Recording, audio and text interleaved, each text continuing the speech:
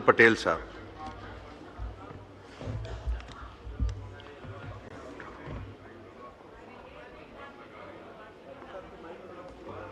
नहीं है तो फिर माइक खोलेगा। शुक्रिया सर। औज़ुबिल्लाहि मिनश शैतानिर रजीम, बिस्मिल्लाहिर रहमानिर रहीम। बहुत शुक्रिया स्पीकर साहब। आज जब मैं आपकी तवज्जुह से असेंबली के माइक पर कुछ बातें करूंगा तो हस्ब रिवायत मुझे सबसे पहले तो शुरू करना चाहिए लीडर ऑफ अपोजिशन की मुबारकबाद से, जो कि मैं वैसे भी उनको मेरे साथ कल कराची एक ही फ्लाइट पर तशरीफ़ लाए तो बनफ्स नफीस भी हमने उनको मुबारकबाद दी, लेकिन माइक पर भी ये ज़रूरी बनता है। और फिर मैं तमाम मौज़ूआत का आदा करते हुए उनकी उस तकरीर की भी बड़ी तारीफ़ करूंगा जो उन्होंने कल की, और आज उसी की कुछ झलक मुझे साबिक स्पीकर की जाने वाली तकरीर में नज़र आई। अब इन दोनों तकारीर को अगर आप इनका मजमुआ देखें, इसका निचोड़ देखें और इनका हासिल देखें तो बात यही बनती है कि हमें सबको मिलकर चलना चाहिए। ये एक जुमला बनता है इसका। तो मैं कैसे समझाऊं इस बात को कि हम तो गुज़िश्ता 10 साल से आपसे यही कह रहे हैं, 8-9 साल से। ये अलग बात है कि आज आप ये कहने पे मजबूर हुए हैं कि हमें सबको मिलके चलना चाहिए, वरना हमने तो पहले रोज जब आपकी हुकूमत बनी उस वक्त भी कहा, जब कोविड आया तो मेरे चेयरमैन ने उस वक्त भी खड़े होकर कहा, जब अभिनंदन वाला वाकया हुआ तो उस वक्त भी हमने आपको ऑफर की, जब मुल्क की मईशत पे जवाल आया तब भी हमने आपसे यही बात की, लेकिन आपने कहा कि आप चोर हो। अब सर चोर आपके साथ क्या बात करें हम? चोर की औकात क्या होती है? चोर क्या करे, डाकू क्या करे, हमारी औकात क्या है? तो जो शाहों के काम है सर वो शाह करें, बाकी तो रह गए चोर। चोर डाकू की औकात ही नहीं होती तो वो क्या काम करेगा? ये अलग बात है कि आज आपको वो सारे चोर चाहिए भी, नजर भी आ रहे हैं, डाकू भी भाई बनने लगे, चोर भी आपको मोहतरम लगने लगे। ये हालात पर होता है। तो मैं इसमें सिर्फ यही कहूंगा कि इब्तिदाए इश्क खैर होता है क्या, आगे आगे देखिए होता है क्या। अब एक करारदाद थी, इस पे हमारे एक मेंबर साहब ने अभी एक तकरीर की।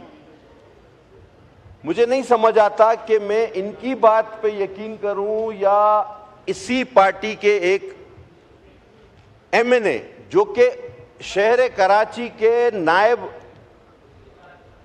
मेयर भी रहे हैं, डिप्टी मेयर अरशद वोरा साहब, मैं उनकी बात मानूं या इनकी बात मानूं, मुझे समझ में बिल्कुल नहीं आ रहा। ये आपस में फैसला करके तकरीर किया करे ना, आपस में अपनी पार्टी की मीटिंग करके कि भाई मैं ये बात करूंगा तुम ये बात करना।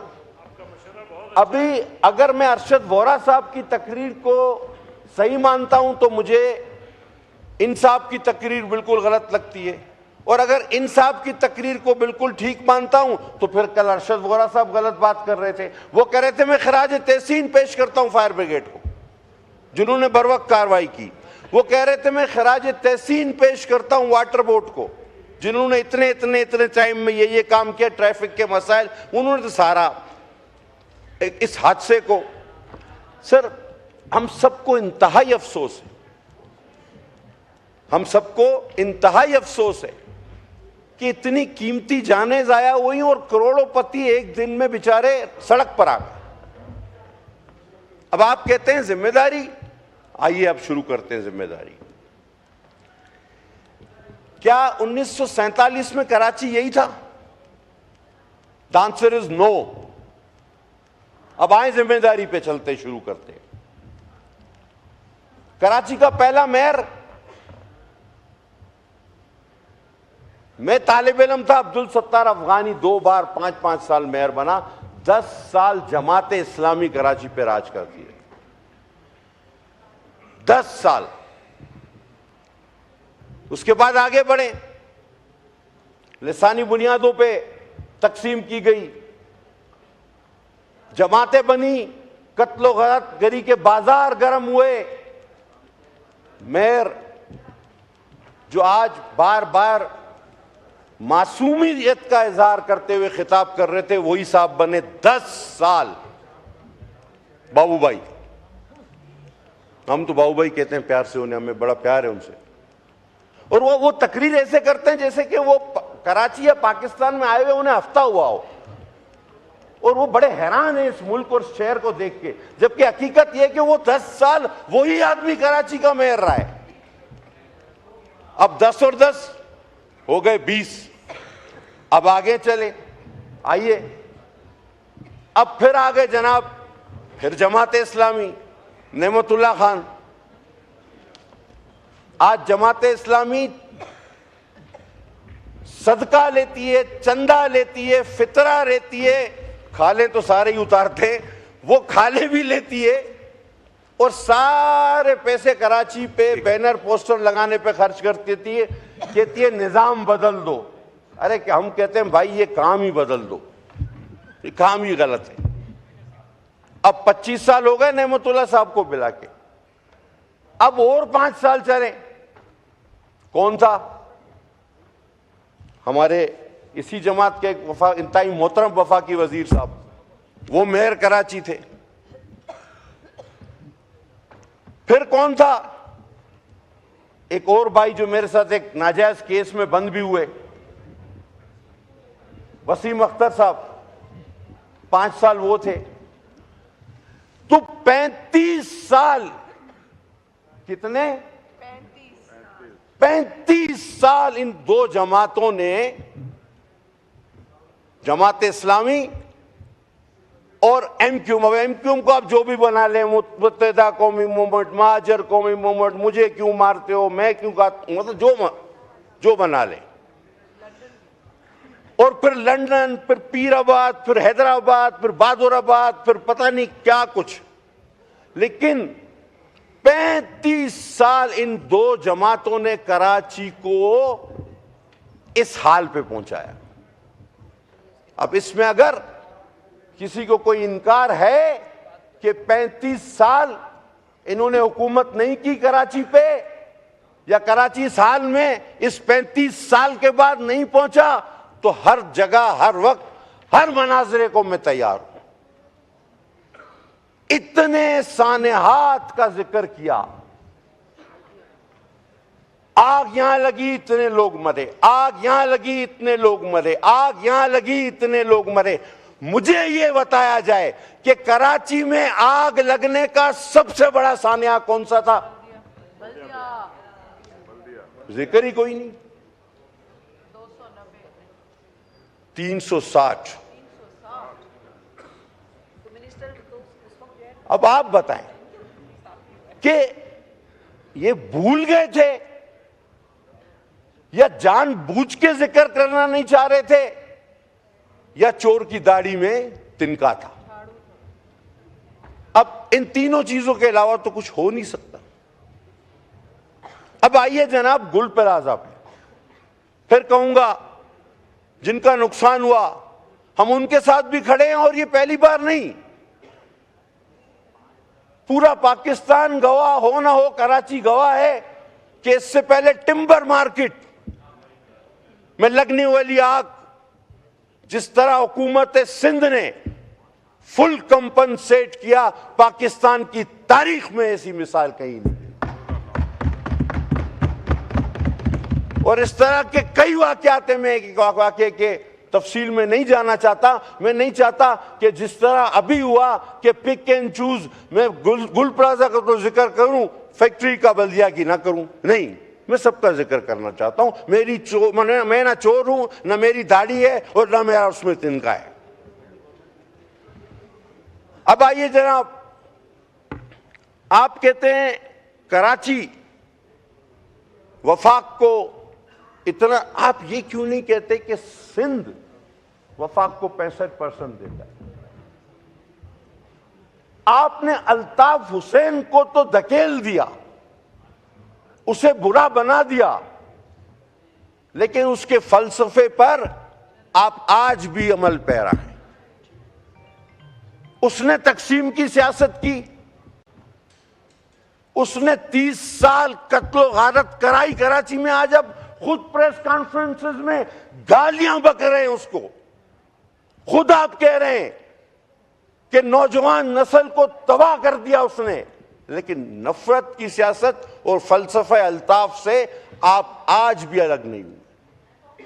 आप उसी आंख से देख रहे हैं कि जी कराची, ओ भाई कराची सिंध का एक शहर है, कराची सिंध का एक शहर है। आप कहें कि सिंध वफाक को 65% देता है, आप आए हमारे साथ मिलके जो सिंध के हुकूक हैं वो वफाक से मांगे।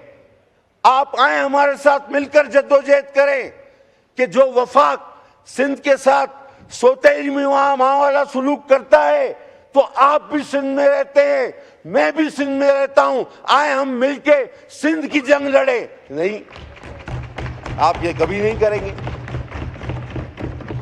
और आप कहते हैं सूबाई हुकूमत, सूबाई हुकूमत। ये पहली बार है कि आप हमारे साथ शामिल नहीं हैं। आप तो हर बार हमारे साथ हुकूमत में शामिल रहे हैं, सूबाई में। हर बार अगर हम पे कोई जिम्मेदारी आती है तो वह आप पर भी बराबर आती है।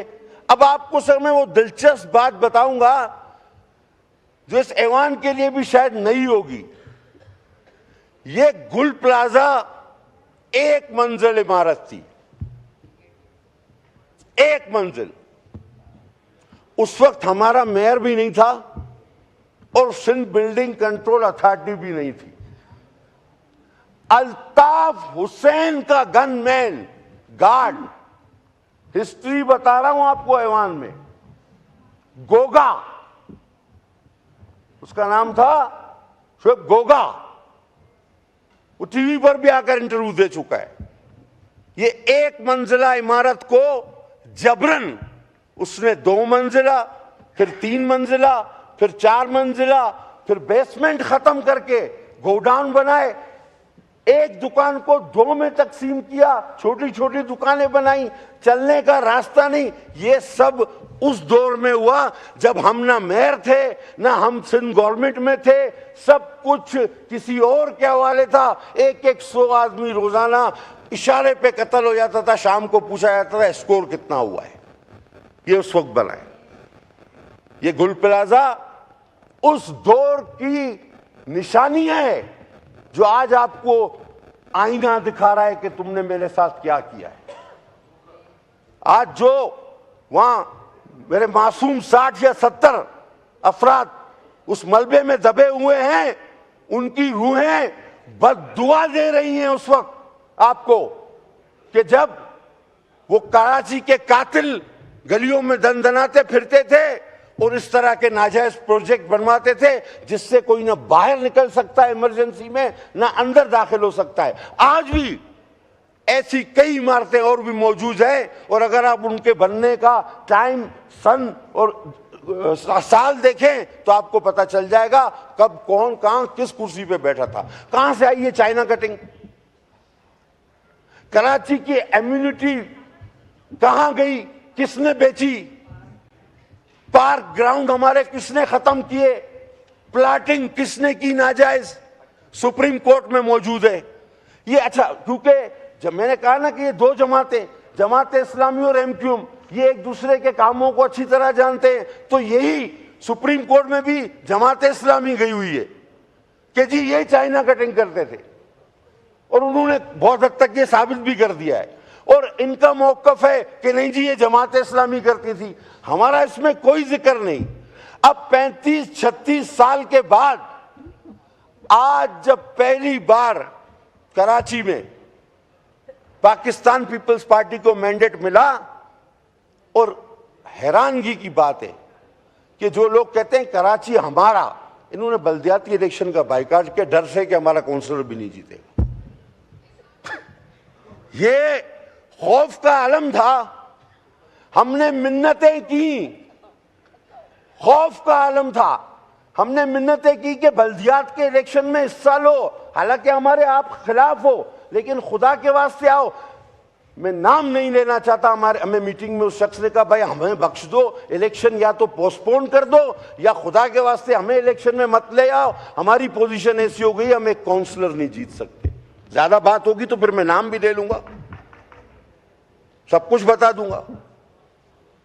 तो जो इलेक्शन का बाइकाट करे उसमें हिस्सा न ले और पीपल्स पार्टी को मैंडेट मिले तो 35-36 साल पुराने ये गोश्त नोचने वाले गिद्ध कहें कि भाई अब तो ये भी खत्म करो 18वीं टर्म, अब तो ये भी जुल्म हो गया, अब तो वो भी जुल्म हो गया और अब तो सब कुछ आप ठीक करके दो और आपने तो ये। वो खुदा के बंदो, कुछ वो ख्वाजा साहब सही कहते, कोई शर्म होती है, कोई हया होती।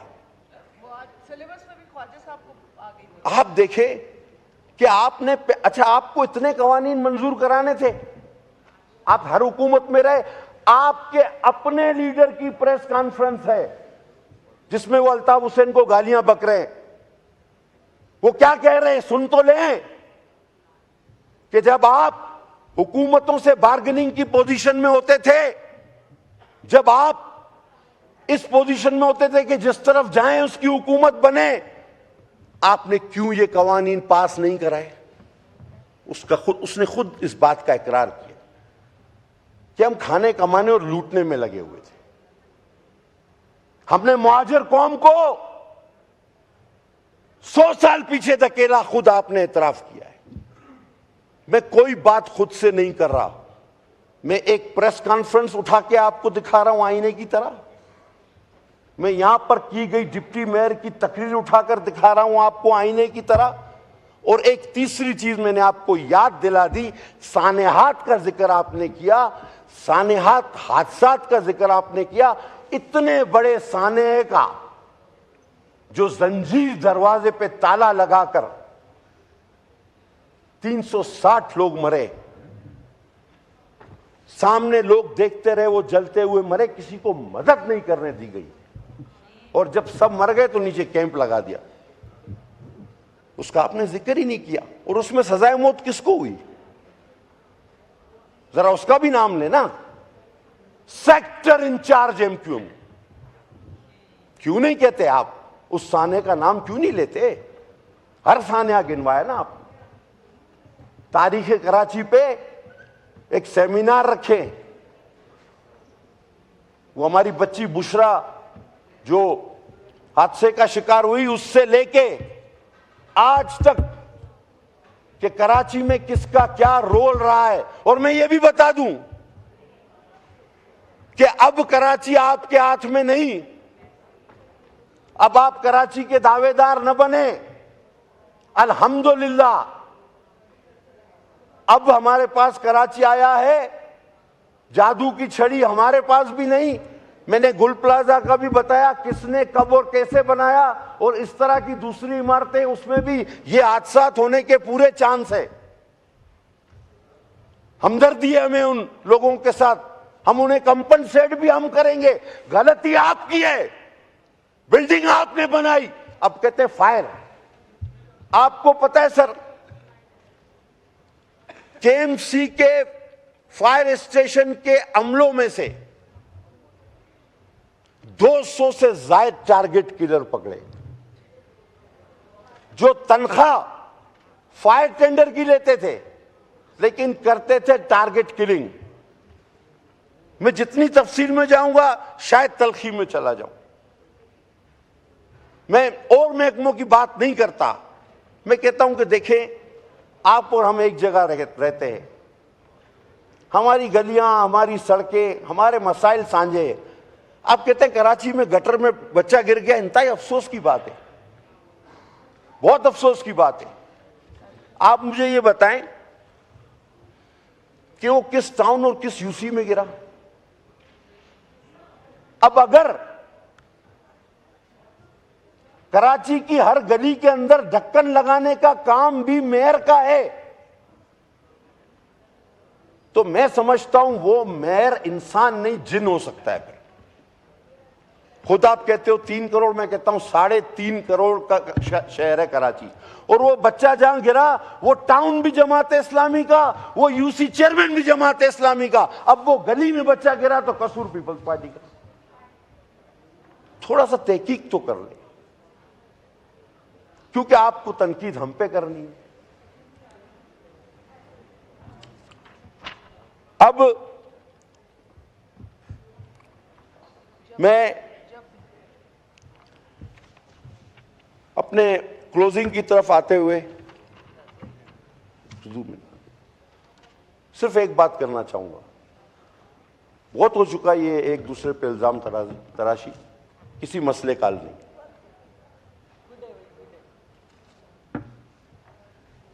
सब मिलके बैठे, अचकजई साहब भी यही कह रहे हैं, असद कैसर साहब भी यही कह रहे हैं, तो आप भी यही कह दें कि सब मिलके बैठे। इसमें आपकी बकाए मैं आपको बता रहा हूं, खुलकर बात कर रहा हूं, पीपल्स पार्टी के हलके कराची में महफूज हैं। जिन हलकों पर दूसरी पार्टियां सबकत ले गई वो सारे के सारे आपके हैं। अल्हम्दुलिल्लाह नहीं जीतता कोई मलीर में हमसे। आओ धांधली ना करो, लहरी जीत के दिखाओ, आओ धांधली ना करो, केमाड़ी जीत के दिखाओ। नाज बाबा आपसे कोई ले गया, फेडरल एरिया आपसे कोई ले गया है, क्लिफ्टन आपसे कोई ले गया है। हकीकत का सामना करें। अब आप अपने बका की जंग लड़ें और इस जंग में हम ही आपको काम आएंगे। तो किसी ऐसी अंधेरी गार में ना चले जाएं कि जिससे आप वापस ना आ सकें। सर, इंशाल्लाह ताला Sindh government is fully committed. वक्त करता है परवरिश बरसों, हादसा एक दिन एकदम नहीं होता। सर, हादसे होते हैं। ये इतना कंजेस्टेड था, इसमें मटेरियल सारा प्लास्टिक, इसमें सारा केमिकल वाला मटेरियल, कपड़ा। इसको कंजेस्टेड बनाने की हिस्ट्री में बता चुका, किसने बनाया, क्यों बनाया, किस दौर में बनाया, सब बता चुका। वोरा साहब ने खुद कहा कि जी पूरी कोशिश वाटर बोर्ड ने की, पूरी कोशिश फायर टेंडर्स ने की। सानिया हुआ है बहुत बड़ा और जिस पे बेहद अफसोस है। लेकिन Sindh government is fully committed. जिस तरह पहले किया, इस हादसे को रिवर्स तो नहीं कर सकते। ये कोई फिल्म तो नहीं जिसको आप रिवाइंड करें। उम्मीद करते हैं कि आइंदा ऐसा ना हो, लेकिन इसको जो कुछ हो जाता है उसके बाद आपका अमल दिखाता है कि आपकी नीयत क्या है। इंशाल्लाह इसको फुली कंपनसेट करेंगे।